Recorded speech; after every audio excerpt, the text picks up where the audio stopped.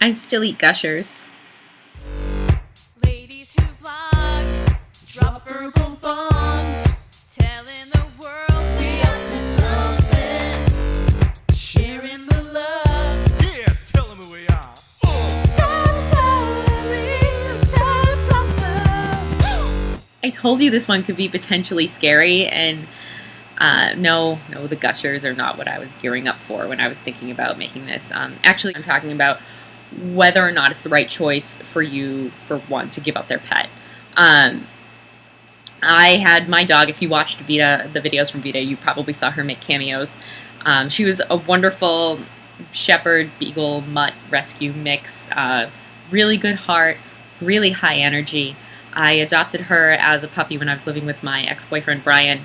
And man, she took to him. She took to him big time, and he was around more, and she just named him as the pack leader from the get-go. And we used to joke that I was the runt of the litter, but it was true. I really was. And she got all kinds of separation anxiety when he would be gone and I'd be the only one home. And even when we had kind of established a routine after Brian and I broke up and he moved out, Tessie and I had a good routine of beach play and fetch and long walks, and there was never quite enough for her energy level, and I found myself upset with her all the time. And she's a sweet little dog. She didn't deserve that at all, and it was really clear that the relationship wasn't working out, and that it wasn't the healthiest situation for her or for me.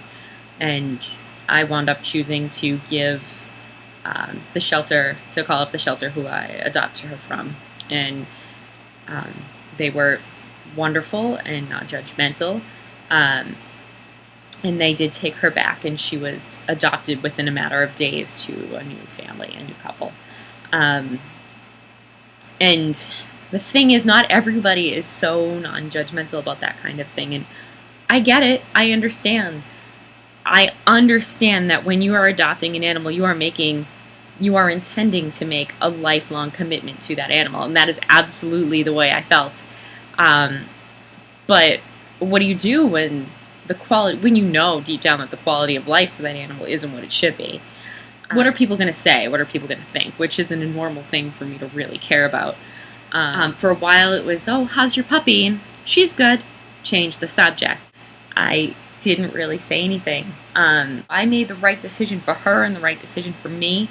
I didn't feel better about it until about a week ago when I was having lunch with a coworker, and it kind of came up. She has a dog, and she went through something so similar with a second dog that she adopted. And just the validation of somebody sitting there and being like, no, I understand, like, you're not a bad person. You were doing the right thing. And she said it. She was like, for me, it's the hardest thing I've ever had to do, and I agree.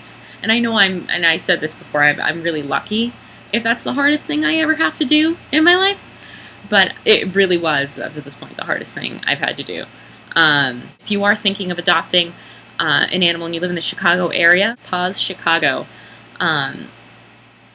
is the organization you want to go with. They were wonderful and supportive when I was raising Tessie, and they were there for me for advice when we were struggling, and then they were there to find her a new home when it wasn't going to work, in a very supportive, non-judgmental way.